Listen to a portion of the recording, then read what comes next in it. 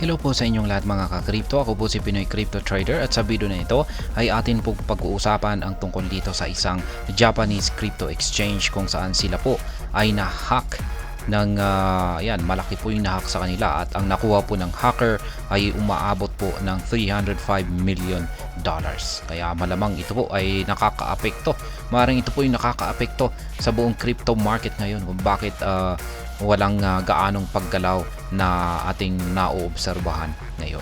At ayan, bago po tayo magpatuloy ay nais ko lamang po munang bigyang linaw ang aking disclaimer kung saan ang nilalaman po ng video na ito ay hindi po ito isang financial advice. For education and information purposes lamang po ang layunin nito. Maliban po dito ay nais ko na rin pong magbigay babala na wala pong kahit anumang group chat ang Pinoy Crypto Trader. At ayan, yung nahack po rito ay ang DMM Bitcoin. A Japanese crypto exchange announced a devastating loss of $305 million due to a recent hack. Ayan, kawawa naman po sila. $305 million. Mababankrupt ito.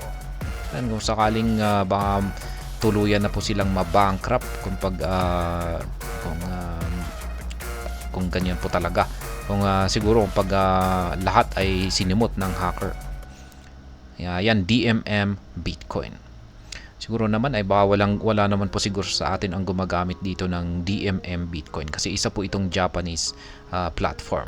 Ayan, syempre yung mga ginagamit rito na mga yung mga sulat dito. Yan, mga characters dito ay mga Japanese unless na nakakaintindi po tayo at kaya po nating gamitin yung or naiintindihan po natin yung kanilang mga sulat. Ayan, Japanese crypto exchange suffers $305 million hack. DMM Bitcoin disclosed the security breach, stating that immediate measures were implemented to prevent further unauthorized transactions. Ayan. Kumilos naman daw po pala sila kaagad. Kaya malamang ay hindi po nagawang simutin ng hackers yung lahat ng kanilang mga funds. Kaya, ayan.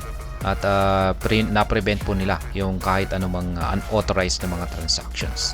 Please be assured that we will procure the equivalent amount of BTC equivalent to the outflow with the support of the group companies and guarantee the full amount. The crypto exchange assured its users. Ayan, ang maganda. Ayan, papalitan nila kung ano yung nawala. Ayan, kung ano yung sabi rito ay kung ano yung lumabas na amount ng Bitcoin or yung nagawang nakawin ng mga hackers dito sa kanilang platform ay papalitan nila.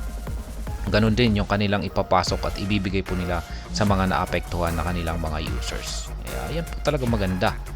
Following the incident, DMM Bitcoin has temporarily restricted all spot purchases on its platform. Additionally, the company warned that withdrawals in Japanese yen might experience delays, urging users to remain patient as they navigate the aftermath of the hack. Siyempre naman, medyo magkakaroon ng delay sa kanilang yung mga users dito ay magkakaroon ng delay yan sa kanilang mga deposits at saka withdrawals. Ayan. Kasi dulot nga ng incident na ito ay syempre nag-iingat po sila.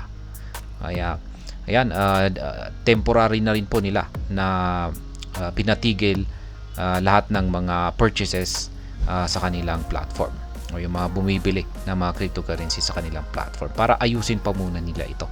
Hindi po nila sinabi kung ano ang dahilan kung bakit na-hack yung kanilang platform, pero ayan, gagawin po nila yung kanilang makakaya para ayusin ito at ma-prevent po ulit yung ganitong hacking incident sa hinaharap.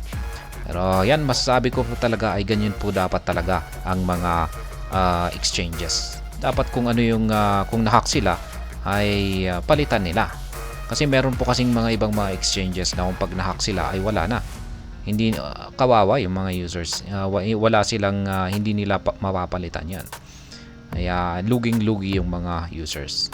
Kaya mas gusto ko talaga yung mga ganitong klase ng mga exchanges. Yan, kung sakaling nakaranas sila ng hacking ay may insurance na talagang papalitan nila kung ano yung na-hack.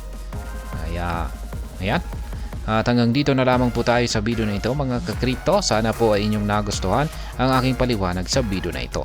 Kung inyo po itong nagustuhan ay pakiclick lamang po ang like button nito. Para naman po sa mga bago lamang dito, kayo po ay aking inaanyayahan para mag-subscribe.